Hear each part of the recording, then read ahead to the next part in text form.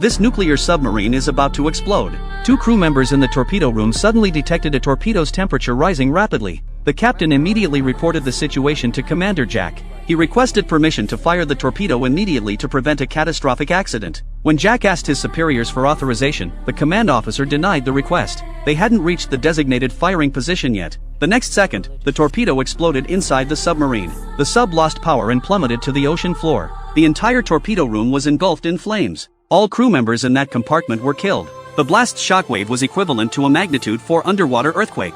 The submarine suffered severe damage. Freezing seawater instantly flooded into the hull. Jack and the remaining crew headed to compartment 9 to search for injured teammates. Everyone was in shock. They were all pinning their last hopes on Jack. To survive, they needed someone to tap on the pipes to send out a distress signal.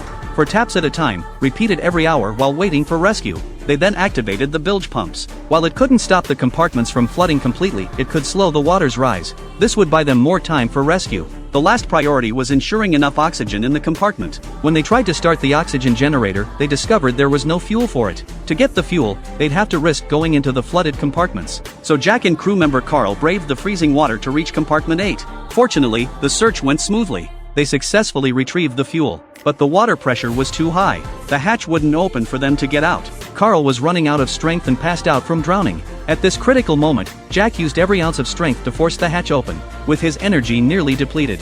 He finally managed to swim back to compartment 9 with Carl. The moment they opened the hatch, seawater rushed into the compartment. Working together, the crew managed to seal the hatch again. Carl was revived after emergency treatment. They had successfully brought back the fuel rods. With these fuel rods, they could restart the oxygen generator. Jack specifically warned everyone that the fuel rods must not get wet, otherwise they'd explode and create a fire. The fire would consume all the air in the compartment, so they had to be extremely careful. Meanwhile, the naval fleet conducting exercises on the surface finally detected the massive underwater explosion. They deployed underwater detection equipment. They located the damaged submarine wreckage. To determine if there were any survivors, the commander ordered all ships to shut down their engines. They successfully detected the distress signal from the submarine. They immediately dispatched a rescue submarine to begin rescue operations for the crew.